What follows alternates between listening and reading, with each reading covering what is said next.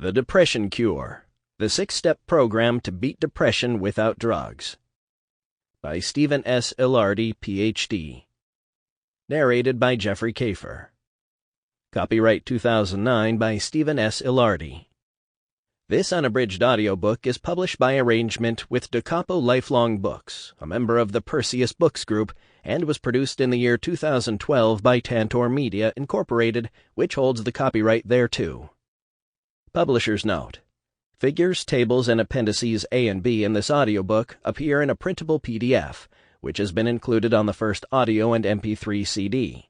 If you downloaded this audiobook in a digital format, please visit our website at www.tantor.com and type Depression Cure into the search box. Follow the link to the book's page, then click on PDF Extra 1. When prompted, enter the access code THERAPY to access the bonus material. Note: the information in this book is true and complete to the best of our knowledge. This book is intended only as an informative guide for those wishing to know more about health issues. In no way is this book intended to replace, countermand, or conflict with the advice given to you by your own physician. The ultimate decision concerning care should be made between you and your doctor. We strongly recommend you follow his or her advice. Introduction. Depression is a devastating illness. It robs people of their energy, their sleep, their memory, their concentration, their vitality, their joy, their ability to love and work and play, and sometimes even their will to live. As a clinical psychologist, I've worked with hundreds of patients to help heal depression's debilitating effects, so I will never underestimate this treacherous foe. From the day I first walked onto a psychiatric unit at Duke Medical Center 2 decades ago, I've devoted my career to fighting the disorder. I know it far too well to make any blanket promises of a one-size-fits-all cure. Yet, here's what I can say with complete confidence. Depression is beatable, and the six-step program outlined in the Depression Cure is the most promising treatment for depression I've ever witnessed in my years of clinical research and practice. Admittedly, this is a bold claim, one I never would have imagined making when I began developing the program a few years ago, but it's based on 3 important observations. The program, Therapeutic Lifestyle Change, TLC, has proven remarkably effective in a large treatment study at my university. Patients were randomly assigned to receive either TLC or treatment as usual in the community, mostly medication, and fewer than 25% of those in community-based treatment got better, defined as experiencing at least a 50% reduction in depressive symptoms and no longer meeting diagnostic criteria for major depressive disorder by the end of treatment. But the response rate among TLC patients was over 3 times higher. In fact, every single patient who put the full program into practice got better, even though most had already failed to get well on antidepressant medications. All 6 components of the TLC program, omega-3 fatty acids, engaging activity, physical exercise, sunlight exposure, social connection, and enhanced sleep, have antidepressant properties. We know this from mountains of published research. But TLC is the only approach that combines these separate elements into an integrated package, a comprehensive step-by-step program that's more potent than any single component used on its own. Most important, TLC addresses the modern depression epidemic at its source, the fact that human beings were never designed for the poorly nourished, sedentary, indoor, sleep-deprived, socially isolated, frenzied pace of 21st century life. The program provides a long-overdue common-sense remedy for a contemporary American lifestyle that's drifted dangerously off course. In recent years, I've been invited to speak with thousands of people, patients, therapists, psychiatrists, students, and many others, about this lifestyle-based approach to healing depression. The question I'm most frequently asked is, who might benefit from the program? My reply: everyone. This usually draws some laughter, as most people think I'm joking, a bit of ironic, self-mocking exaggeration, but I'm actually quite serious. At least 4 groups of people can benefit from the TLC program, and together they include just about everyone. The program was initially designed to help those suffering from clinical depression, whether or not they're already receiving some other form of treatment. TLC is highly effective when used on its own, but the program can also be combined with antidepressant medication or traditional psychotherapy. Then again, you don't have to be diagnosed with full-blown depression to benefit from TLC. The protocol can also help those who are simply feeling blue or fighting milder symptoms of the disorder. Likewise, the program offers protection to anyone who wants to minimize the risk of depression in the future. A few years ago, psychologist Harriet Lerner, the best-selling author of influential books like The Dance of Anger, observed something else about the TLC program that I had never considered. Each step involves something that's good for us, no matter how well we may be doing already. As Harriet put it, your program isn't just about depression, it's something everyone can use to their benefit. She's right, of course. There's a wealth of research on the physical and psychological benefits of the program's core elements: weight loss, increased energy, lower blood pressure, improved cardiac health, better immune function, reduced inflammation, greater mental clarity, and an enhanced sense of well-being. These are treatment side effects worth signing up for, and they represent another important reason for embracing the TLC program. Despite the treatment's beneficial effects, it's still advisable to get a physical exam before you start putting the protocol into practice. In my own clinical research at the University of Kansas, I don't let anyone begin the full program until they've first seen a doctor. This policy may surprise you, but it's based on sound reasoning. For one thing, it's always a good idea to check with a physician before embarking on a new exercise program. The same goes for taking high-dose nutritional supplements or increasing sun exposure. Since these are all core elements of the TLC program, it's important to get your doctor's okay before you begin. In addition, depression can be triggered by many common medical conditions: diabetes, sleep apnea, thyroid disorder, heart disease, chronic infection, and hormonal imbalance, to name a few. And the disorder can be very difficult to treat effectively until such underlying medical problems are addressed. Finally, several drugs carry the potential to cause depression, ironically even some common psychiatric drugs, and your doctor can help you consider this possibility as well. In the chapters that follow, I'll describe the therapeutic lifestyle change program in clear, step-by-step detail, and I'll share countless stories of those who've used the program to overcome depression and find their way to lasting recovery. My hope is that by putting TLC into practice in your own life, one step at a time, you too will begin to live the depression cure. Part 1. Understanding Depression. Chapter 1. The Epidemic and the Cure. I don't know what's wrong with me. All I want to do is close my eyes and never have to wake up again. It's like my whole life is slipping away and there's nothing I can do about it. Everyone keeps telling me I just need to snap out of it. Don't they know how cruel that is? I mean, do they think I want to be like this? Sometimes I just start crying and I don't even know what I'm crying about. People stare at me like I'm crazy, like, look at that poor guy, that poor, pathetic...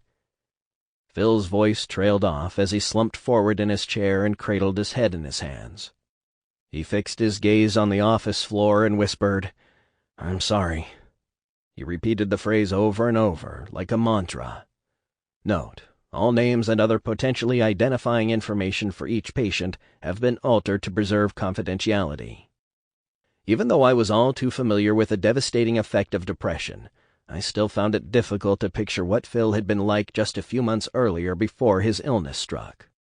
Phil's wife, who phoned to set up his first appointment, described him as a confident, fun-loving guy. He was someone who ran a successful business, enjoyed a strong marriage, and adored his 2 kids. His wife said, "You would have looked at Phil and thought, here's a guy who has it all." And yet there he was in my office, struck down by depression in the prime of his life. Over the span of a few short months, he had lost his energy, his memory, his sex drive, his confidence, his ability to sleep through the night, and his concentration.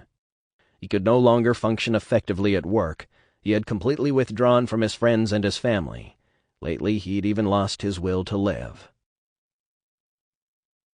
Like many of the patients I treat, Phil had been taking antidepressant medications for a few months before he came to see me. Unfortunately, the drugs hadn't helped very much, an outcome that's more common than most people realize. Although medications are certainly valuable in some cases, They work for fewer than half the depressed patients who try them. And many quit taking their meds anyway due to difficult side effects like sexual dysfunction or weight gain. Even though antidepressant use has skyrocketed in recent years, the rate of depression in the United States hasn't declined. It's increased. According to the latest research, about 1 in 4 Americans, over 70 million people, will meet the criteria for major depression at some point in their lives. Ominously, the rate of depression has been on the rise for decades. It's roughly 10 times higher today than it was just 2 generations ago. How can people possibly be so much more vulnerable to depression now? What has changed? It's clearly not a matter of genetics, since the collective gene pool simply can't change that quickly. It has to be something else. That something else, I believe, is lifestyle. Consider the following. Only one known group of Americans hasn't been hit by the modern depression epidemic: the Amish. Still clinging tenaciously to their 18th century way of life, Amish communities have a rate of depression dramatically lower than that of the general population. In developing third world countries, the lifetime rate of depression is often a fraction of that observed in the West.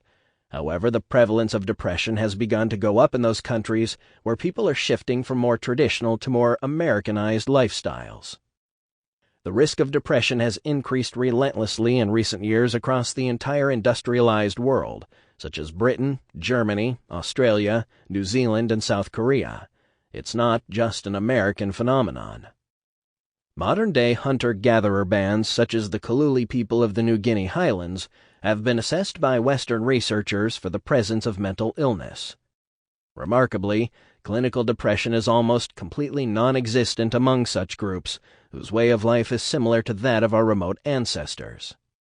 Despite living very hard lives, with none of the material comforts or medical advances we take for granted, they're largely immune to the plague of depressive illness that we see ruining lives all around us. In perhaps the most telling example, anthropologist Edward Schieffelin lived among the Kaluli for nearly a decade and carefully interviewed over 2,000 men, women, and children regarding their experience of grief and depression.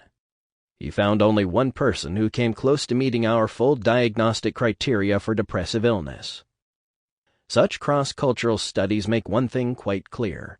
The more modern a society's way of life, the higher its rate of depression. It may seem baffling, but the explanation is simple. The human body was never designed for the modern post-industrial environment. Until about 12,000 years ago, when people invented farming and began domesticating livestock, everyone on the planet made their living by hunting and foraging for food. People lived as hunter-gatherers for the vast majority of human history. And our genes still reflect this history. They've changed very little since the days of our hunter-gatherer forebears. Our genes are still beautifully calibrated to that ancient environment and are still building, in effect, Stone Age bodies. Unfortunately, when Stone Age body meets modern environment, the health consequences can be disastrous. Consider the runaway epidemic of obesity. A staggering 65% of American adults are now clinically overweight. Why? Because our appetites are still fine-tuned to the Stone Age. Our hunter-gatherer ancestors faced a fluctuating seasonal food supply, with the prospect of hunger and starvation ever just around the corner. So it made sense for them to crave sweets, starches, and fatty foods, the richest calorie sources available, and to binge whenever those rare nutrient-rich foods happen to be on hand. Our brains are still programmed with this sensibility. We, too, find it virtually impossible to resist the urge to feast on calorie-rich foods. When we savor, say, a slice of cheesecake, a sweet, starchy, fatty trifecta, our Stone Age brains gleefully register the satisfaction of storing away many, many calories for a rainy day, no matter how much energy we might already have tucked away in our fat reserves. But over the past several decades, for the first time in human history, high-calorie foods have become available 24/7. Because the brain was never designed to regulate appetite in the face of such perpetual abundance, daily calorie consumption has gone through the roof. We see the food, and our brains can't just say no. To make matters worse, this nutritional bonanza has coincided with a sharp drop in the number of calories people burn each day, as conveniences like the automobile, electric appliances, and television have gradually turned us into a nation of couch potatoes. The result?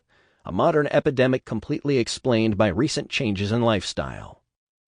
Let's turn our attention back to the Amish, duly famous for their resistance to lifestyle changes over the past 2 centuries.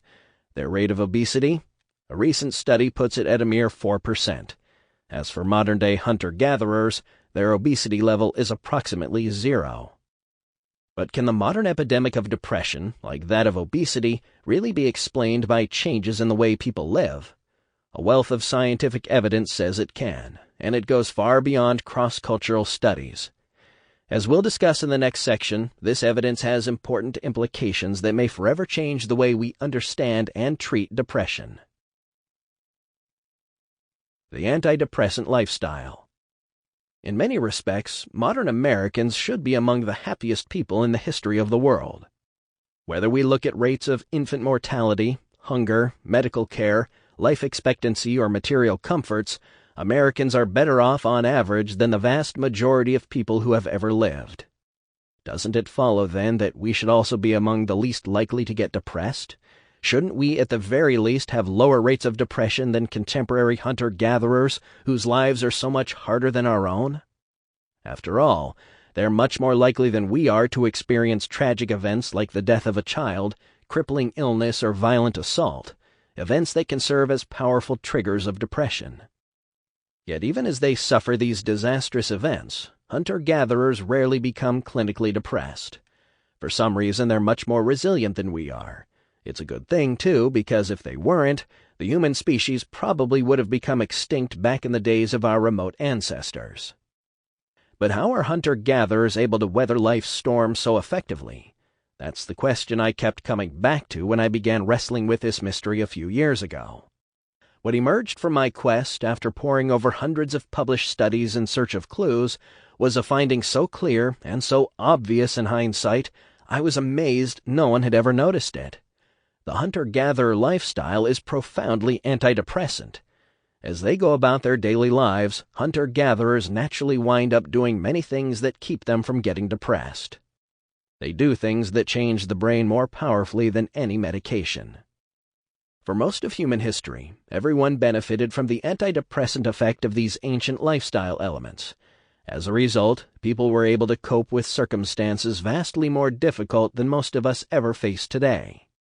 But over the past few hundred years, technological evolution has proceeded at a relentless pace, and many protective features of that ancient way of life have gradually disappeared.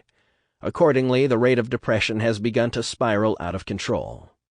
Our Stone Age brains just weren't designed to handle the sedentary, isolated, indoor, sleep-deprived, fast food-laden, stressed-out pace of 21st century life. In the chapters that follow, we'll look at the potent antidepressant effects of 6 major protective lifestyle elements that we all need to reclaim from our ancestors. Dietary omega-3 fatty acids, engaging activity, physical exercise, sunlight exposure, social support, sleep. These 6 elements form the core of a breakthrough treatment for depression, Therapeutic Lifestyle Change, TLC, developed by my clinical research team at the University of Kansas. TLC is a natural approach to healing depression, with no side effects and no insurance forms to file. And in our preliminary clinical trials, TLC has yielded exceptional results, far superior to those typically observed with medication. Among our study patients, the rate of favorable response to TLC has been over 3 times higher than that of antidepressant treatment as usual in the community. And we've yet to see someone put the entire TLC protocol into practice without experiencing significant improvement. Omega-3 fatty acids. Did you know your brain is mostly made up of fat? It sounds like a straight line from a stand-up comedy routine, but it's true. The human brain is about 60% fat by dry weight. Fat molecules, sometimes called fatty acids, play a crucial role in the construction of brain cells and the insulation of nerve fibers. Fortunately, the body is able to make many of the fat molecules the brain needs. But there are some forms that the body can't manufacture on its own. These fats can be obtained only from our diet, and among the most important dietary fats is a group called omega-3 fatty acids, critical building blocks for brain structure and function. Omega-3 fatty acids are found mainly in fish, wild game, nuts, seeds, and leafy vegetables, all things found in abundance in the hunter-gatherer diet. Our distant ancestors ate 5 to 10 times more omega-3 fat than we do. In fact, omega-3s have gradually disappeared from the American diet over the past century. In the days of our great-grandparents, for example, beef cattle fed on the free range, where they ate grasses and wild plant sources of omega-3. Remarkably, beef used to be good for us. Today's cattle, in contrast, are mostly grain-fed, and they have little beneficial omega-3 content. The same is true with our grain-fed, farm-raised fish, most of the fish now consumed in America. Because the brain needs a steady supply of omega-3s to function properly, people who don't eat enough of these fats are at increased risk for many forms of mental illness, including depression. Across the globe, countries with the highest levels of omega-3 consumption typically have the lowest rates of depression. Clinical researchers have even started using omega-3 supplements to treat depression, and the results so far have been highly encouraging. For example, British researchers recently studied a group of depressed patients who had failed to recover after taking antidepressant medication for 8 weeks. All study patients stayed on their meds as prescribed, but some also took an omega-3 supplement. About 70% of those who received the supplement went on to recover, compared with only 25% of patients who kept taking only the medication. This study, along with a handful of others like it, suggests that omega-3s may be among the most effective antidepressant substances ever discovered. Note: study patients were randomly assigned to various omega-3 dosage levels. I've presented here the results of those who received the supplement at the dose recommended in the TLC protocol, 1,000 milligrams per day of the active omega-3 molecule. Engaging activity. Depression is closely linked to a toxic thought process called rumination, the habit of dwelling on negative thoughts, turning them over and over in your mind. We've probably all ruminated at some point. It's a perfectly natural response to upsetting events. And when rumination lasts for only a short while, it can even be useful, helping us figure out what went wrong and how we might work to correct things in the future. The problem comes when people start ruminating for long stretches of time, going over the same thoughts again and again and again. Such chronic rumination actually cranks up the intensity of our negative mood, making it unbearably painful. Unfortunately, many depressed individuals spend literally hours ruminating every day. The first time I introduced the concept of rumination to patients in a TLC group, it was as if a light went on for many people in the room. "I do that all the time," one patient exclaimed, "and it definitely makes me feel worse." Someone else chimed in. "You mean there are people who don't ruminate all the time? I thought it was just something everyone did." Another smiled knowingly and said, "It's so cool that there's actually a name for it. But how do you stop ruminating?" How indeed. For one thing, people only ruminate when they have free time on their hands, when their minds aren't occupied with some reasonably engaging activity. Sitting stuck in traffic, watching a boring TV show, eating a meal alone, staring off into space. Those are the times when rumination typically takes over. The biggest risk factor for rumination is simply spending time alone, something Americans now do all the time. When you're interacting with another person, your mind just doesn't have a chance to dwell on repetitive negative thoughts. But really, any sort of engaging activity can work to interrupt rumination. It can even be something simple. Dana, a 40-something accountant in one of our recent TLC groups, told us the following story. "You guys had just covered rumination, and literally as I was driving out of the parking lot after group, I noticed I was doing it. The negative thoughts were right there, going around and round in my head. I mean, I had no idea I was doing it that often. Anyway, I pulled the car over and just sat there in the parking lot and thought about how I could stop it. All I could think of was to turn on the radio and find a good song to focus on instead, so that's what I did. And it worked. I didn't ruminate for the entire drive home." Before I learned about this, I would have just stewed in those negative thoughts and pulled into my garage feeling like crap. But now I think I know how to turn it around. It feels like I finally have some control." In Chapter 5, we'll go over the link between rumination and depression in much greater detail. We'll also cover several key strategies for helping you break the rumination habit. Physical exercise. Hunter-gatherers are in remarkably good shape. They get hours of exercise every day, with a fitness routine rivaling that of elite athletes. They commonly walk 5 to 10 miles each day just to find food and water, which they then have to haul back to the rest of the group. They erect their own dwellings and routinely handle logs weighing hundreds of pounds. They perform ritual dances that last for hours. In effect, the hunter-gatherer life is an intense cross-training regimen, one that involves lots of lifting, carrying, sprinting, climbing, walking, and stretching on a daily basis. Modern life, on the other hand, is notoriously sedentary, and most Americans are woefully out of shape. Many can run no farther than the distance from the sofa to the refrigerator. This is unfortunate because exercise is a remarkably potent antidepressant. Researchers have compared aerobic exercise and Zoloft, a commonly prescribed antidepressant medication, head-to-head in the treatment of depression. Even at a low dose of exercise, 30 minutes of brisk walking 3 times a week, patients who worked out did just as well as those who took the medication. Strikingly, though, the patients on Zoloft were about 3 times more likely than exercisers to become depressed again over a 10-month follow-up period. There are now over 100 published studies documenting the antidepressant effects of exercise. Activities as varied as walking, biking, jogging, and weightlifting have all been found to be effective. It's also becoming clear just how they work. Exercise changes the brain. It increases the activity level of important brain chemicals such as dopamine and serotonin, the same neurochemical targeted by popular drugs like Zoloft, Prozac, and Lexapro. Exercise also increases the brain's production of a key growth hormone called BDNF. Because levels of this hormone plummet in depression, some parts of the brain start to shrink over time, and learning and memory are impaired. But exercise reverses this trend, protecting the brain in a way nothing else can. Chloe, a 21-year-old college student with a shy smile, was a patient in one of our TLC treatment groups 2 years ago. Introducing herself at the first session, she told us, "I've struggled with depression, on and off, for pretty much my whole life."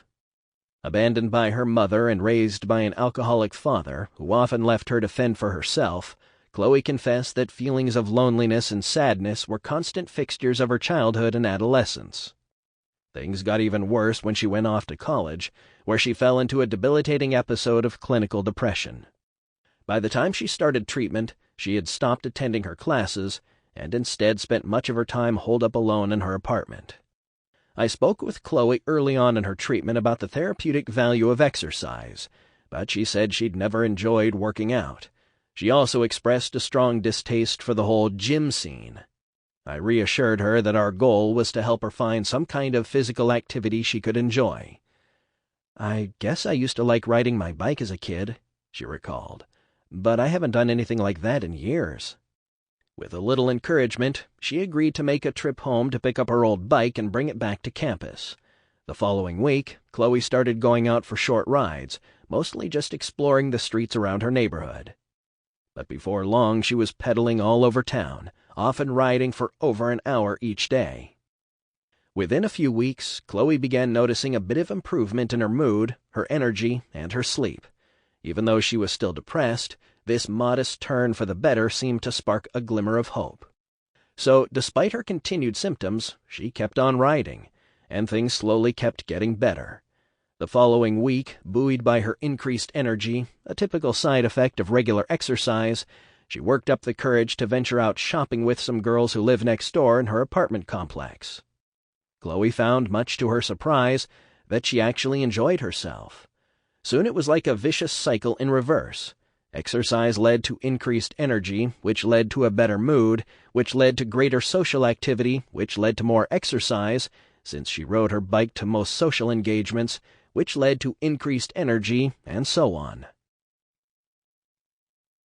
The more we learn about the beneficial effects of physical activity, the more the following truth comes clearly into focus. Exercise is medicine. Literally. Just like a pill, it reliably changes brain function by altering the activity of key brain chemicals and hormones. This is a crucial point, but one that's often missed. Sample complete. Ready to continue?